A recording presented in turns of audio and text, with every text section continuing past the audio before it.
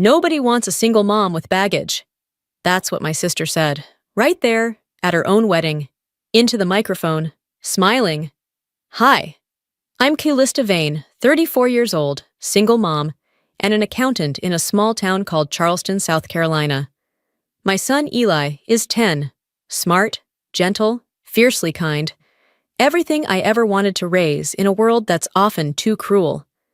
I've learned to keep my head down, to survive quiet rooms and cold shoulders, especially from my own family. But that day, standing in a ballroom full of polished people, hearing my sister laugh as she mocked my life in front of everyone, I finally hit the limit. What she didn't know, though, was that the man she was about to marry already knew the real me, long before he ever met her, and he had his own story to tell. I've always liked numbers. They don't lie, don't judge. People, on the other hand, a different story. That's why my tiny accounting office above a bookstore in Charleston felt like home. Just me, my calculator, and Eli's doodles taped on the filing cabinet. Mom, you almost done? Eli poked his head in, cheeks pink from soccer. He was 10, all elbows and energy, with a smile that made hard days easier. 5 minutes, I said, typing one last line. Homework? Spelling's done, but I need help with the American Revolution. I laughed. Of course you do. On the walk home, the air smelled like sea salt and blooming azaleas. Charleston was beautiful in spring, but I barely noticed anymore.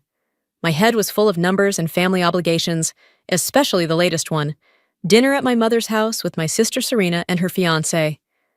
My mother, Darlene, didn't ask if we could come. She commanded it. She always had a way of making us feel like guests in our own lives. Serena was the golden girl, with her glossy hair and perfect life.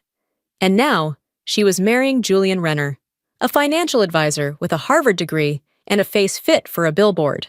When Eli and I arrived, Darlene opened the door with her usual tight smile. You're late. We're on time, I replied. Inside, everything was perfectly curated. Lavender candles, lamb roast, and carefully chilled wine. Serena was perched on the couch like a queen. She barely looked at Eli. Then Julian stood and offered his hand. Nice to meet you. His eyes, hazel, warm, met mine, and something flickered. Familiarity. He crouched slightly. What grade are you in? 5th, Eli said. Best year. My volcano exploded at the science fair. You'll love it. Eli laughed. No one in that house ever made him feel seen. But Julian did. Serena's voice cut through. You're not wearing that to the wedding, right? I glanced at my blouse and slacks. It's just dinner. Darlene added. We didn't ask you to be a bridesmaid, dear. With your situation. That word, situation. Like my life was a stain on their perfection. I stayed quiet, nails pressing into my palm. Julian noticed, his jaw tight. Dinner was long, filled with wedding talk and backhanded comments. But Eli held my hand under the table. He always knew when I needed grounding. Later, as I organized RSVP cards in Darlene's study, Julian walked in with 2 coffees. You're basically running this whole wedding, he said. Someone has to. He studied me. Did you ever volunteer at Memorial Children's Hospital? I froze. Yes, a long time ago. My sister Lauren was there. You read to her, sang to her. She said you made the hospital feel safe. My breath caught. She called me Sunshine Girl. He nodded slowly. That was you. Just like that, the air changed. He wasn't just Serena's fiancé anymore. He was the boy who once watched his sister fade away and remembered the girl who made her smile. After that night in my mother's study, something shifted. Julian started showing up in small ways. A thank you text after I fixed the florist's order. A quick call to double-check the reception layout. He always made it seem casual, businesslike. But I wasn't stupid. I saw the way he lingered when we spoke, the soft edge in his voice when he asked about Eli. And most of all, I saw how Serena didn't notice. Or maybe she didn't care.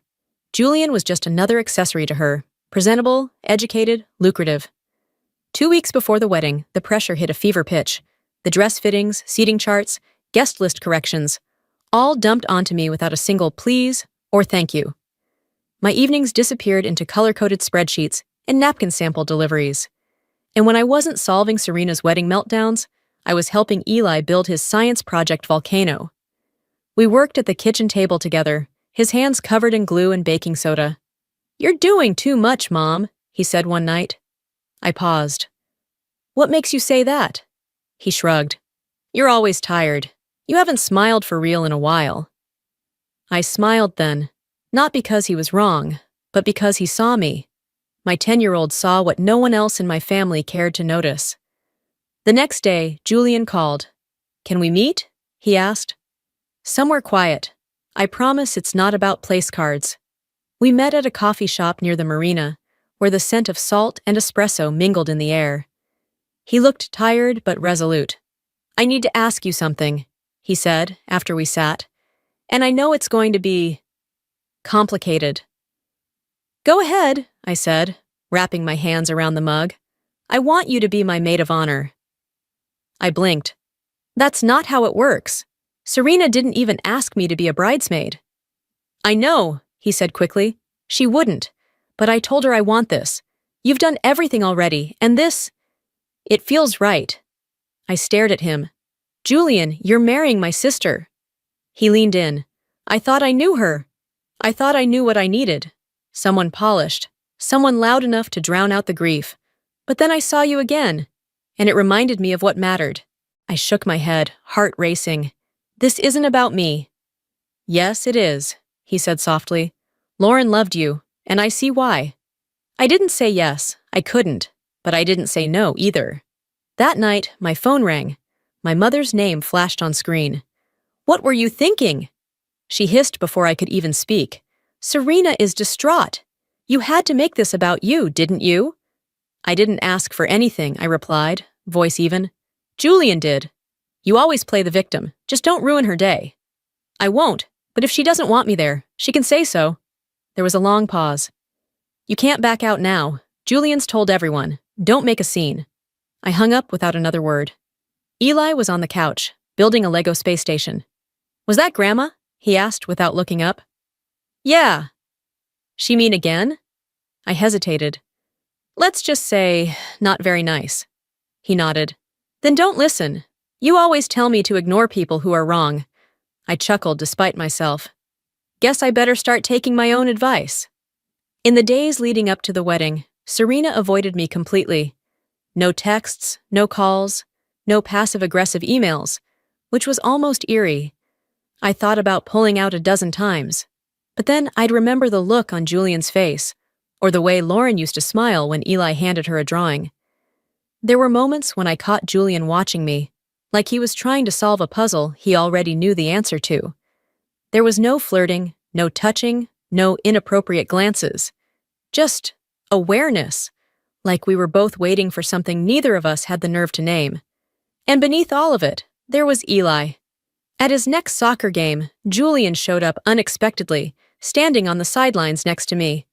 "Didn't know you were into youth sports," I said. "I'm into seeing kids who matter being supported," he said simply. Eli scored a goal that day. He ran straight to us, beaming. And Julian knelt to give him a high five like it was the most natural thing in the world. That night, as I tucked Eli into bed, he whispered, "Is Julian going to be around more?" "Maybe," I said. "Why?" "I like him," he murmured. "He doesn't talk to me like I'm invisible."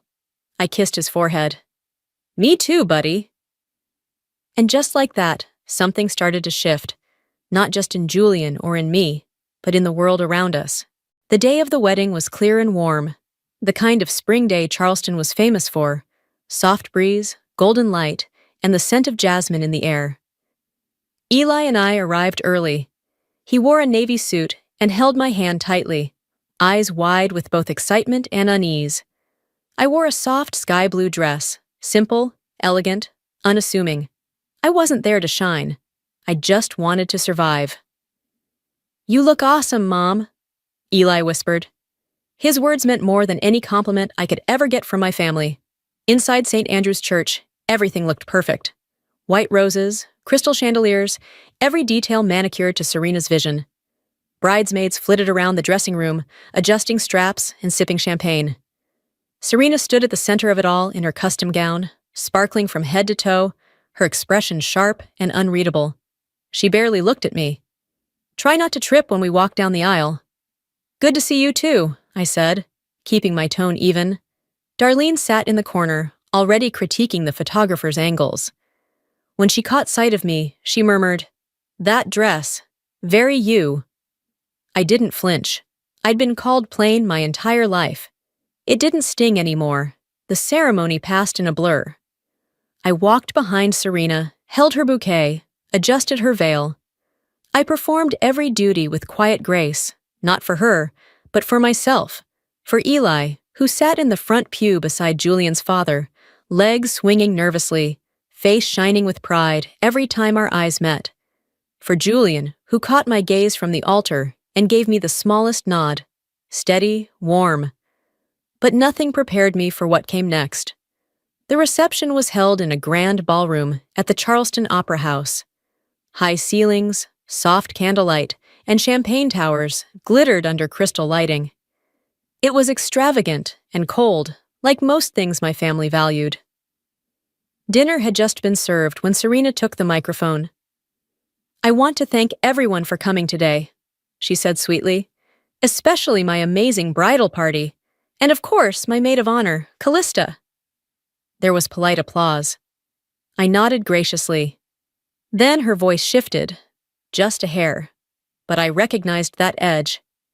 "And I really admire her," she continued, the smile tightening.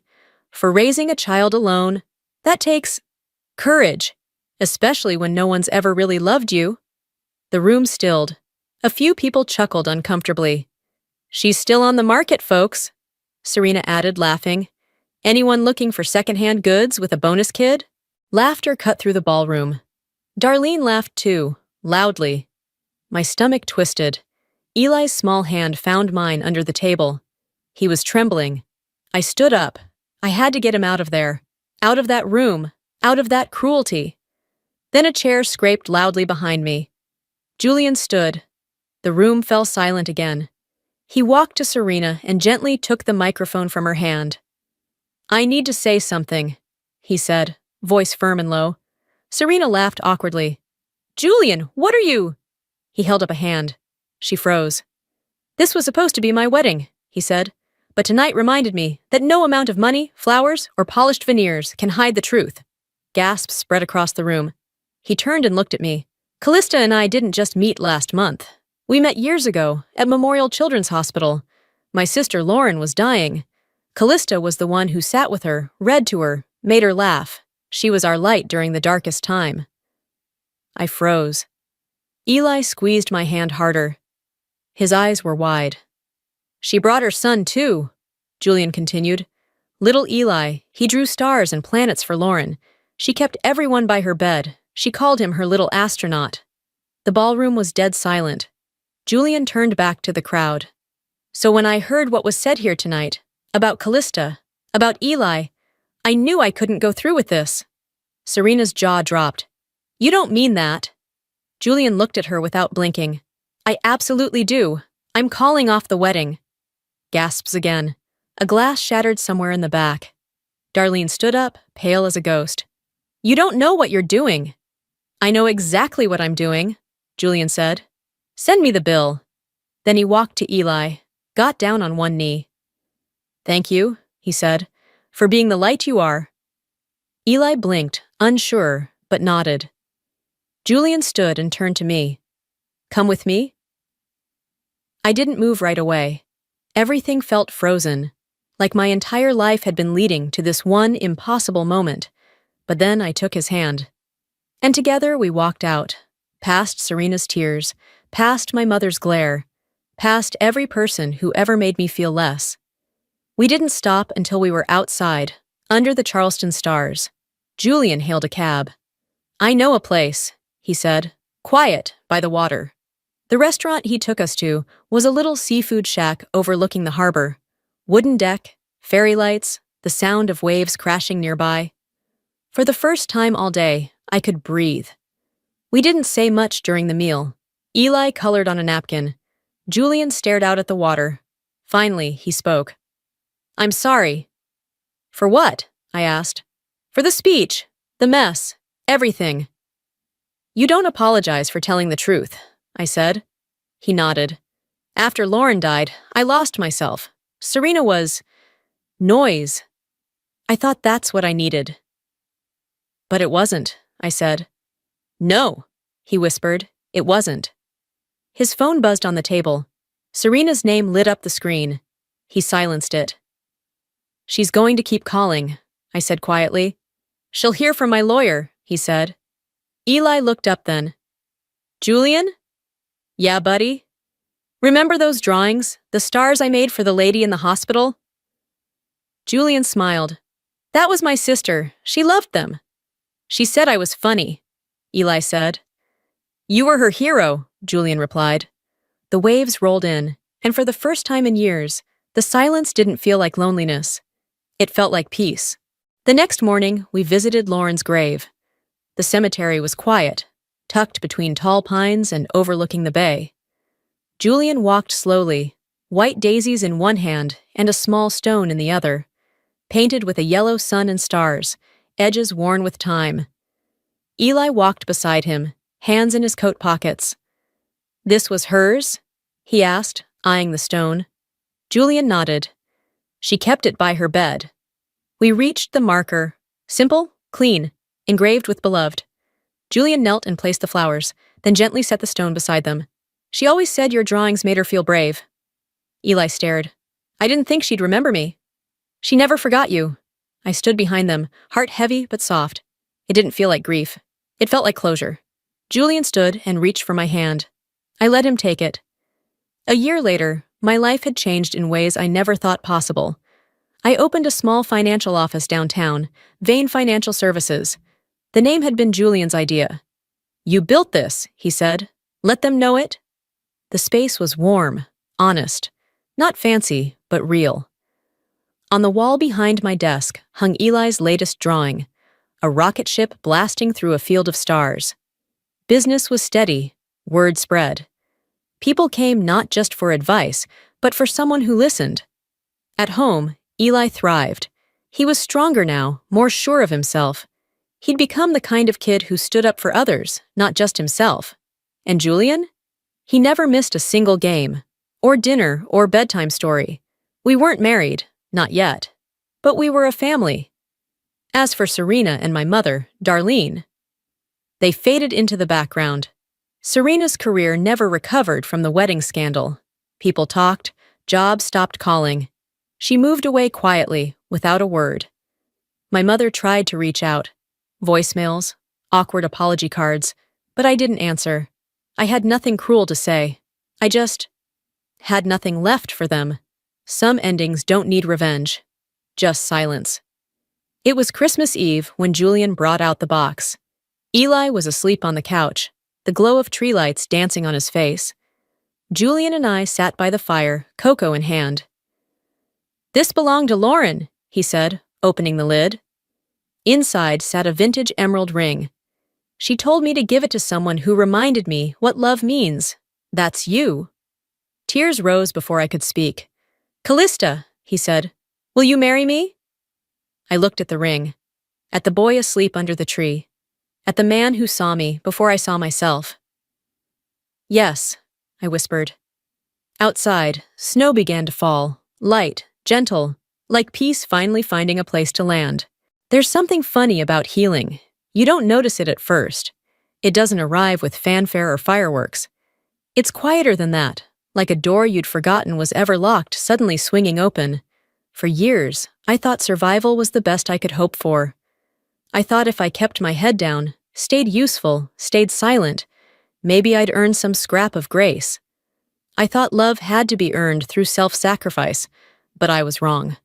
Love, the kind that heals, the kind that lasts, is never about proving you're worthy.